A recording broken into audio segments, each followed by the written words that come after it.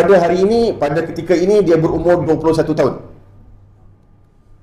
Gadis ini telah pergi, dia maklumkan kepada mak dia nak pergi ke Singapura, kerja Singapura. Dan untuk maklumat rakan-rakan, gadis ini, anak perempuan dia ni, seorang yang berkelulusan diploma dalam sains, pengurusan sains pejabat di sebuah kolej di Aikeroh. Nama dia Kolej Kemahiran Max. Diploma, seorang graduan diploma.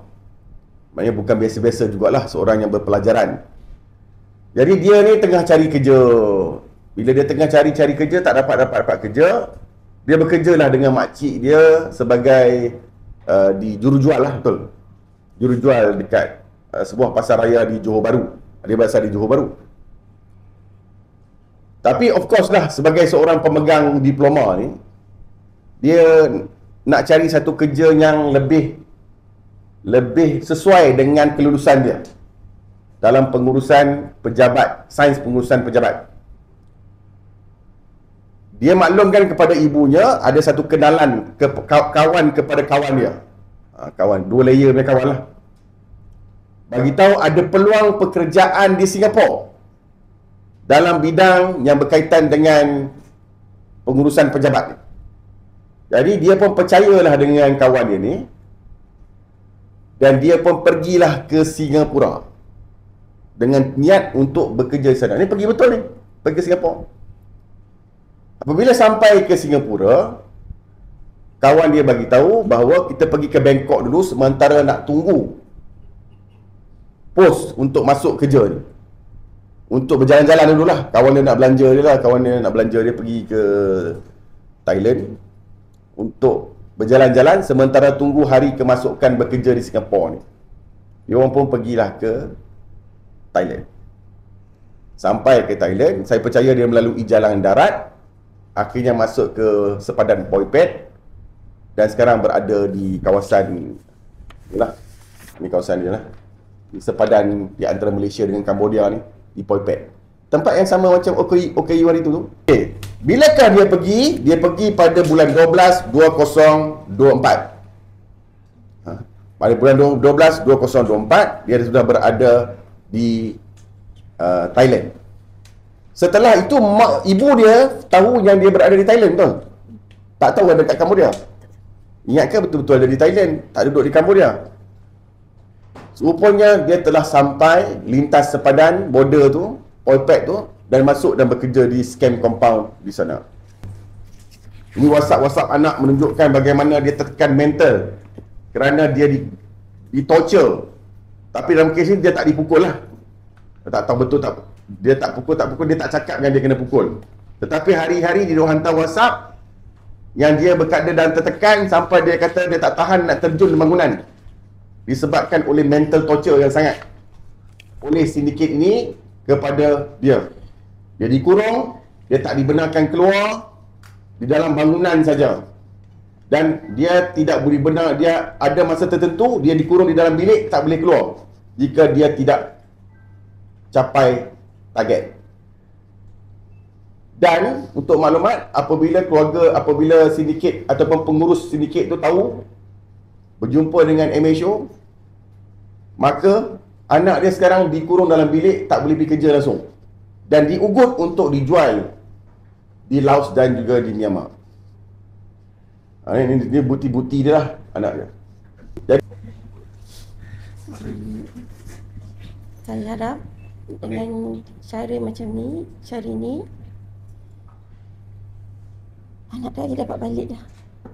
ceritakan kronologi macam mana anak tu. Pada mulanya dia kata dia nak kerja Singapura. Memang dia dah sampai Singapura. Dia dah tunjuk saya dia dah sampai Singapura. Tapi lepas tu katanya kawan tu ajak jalan dulu. Kuat tu kan yang tak dengar. Kawannya ajak jalan ke Thailand dulu. Kawan dia macam tunjuk dia macam banyak duit. Dia nak bawa anak saya jalan.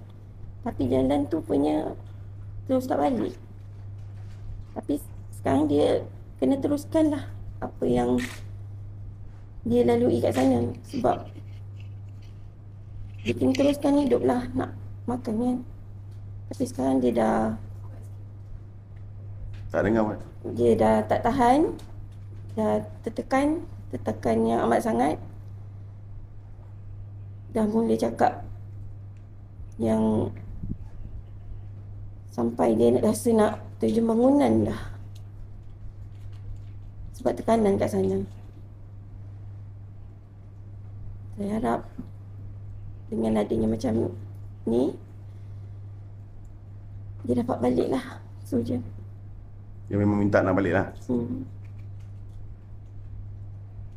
Kawan dia siapa? Kawan dia ada banyak ke? Kawan tu, pada kawan dia saya pun tak kenal. Rakyat Malaysia.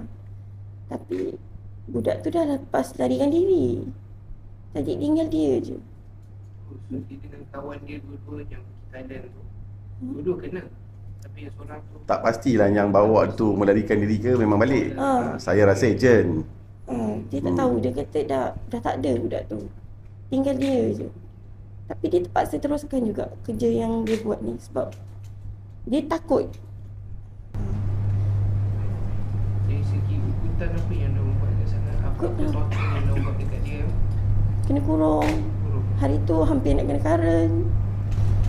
Dia ada WhatsApp saya, tapi WhatsApp tu semua macam tak boleh lama-lama cakap-cakap gitu.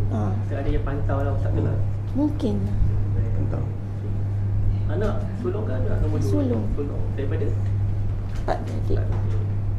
Dia ada call semalam. 2 hari lepas. Tapi memang tak boleh cakap banyak. Dia setakat macam dia nak dengar suara je. Kalau nak dia cakap dia nak minta balik. Tapi dia cakap dengan leader di India, orang sini. Dia kata itu paling jahat. Dia yang cakap minta balik dia cakap dia nak jual ke company kejam dengan Myanmar atau Laos. Cakap lagi nak balik, dia akan hantar. Betul dia tak.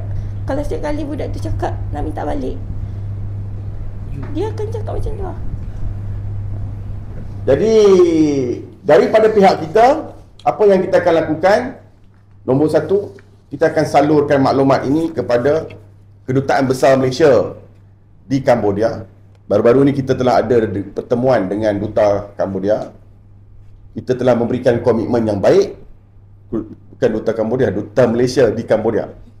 Kita telah memberikan komitmen hubungan yang baik dengan Kedutaan Cambodia, yang pada saya banyak bekerja keras membantu kita.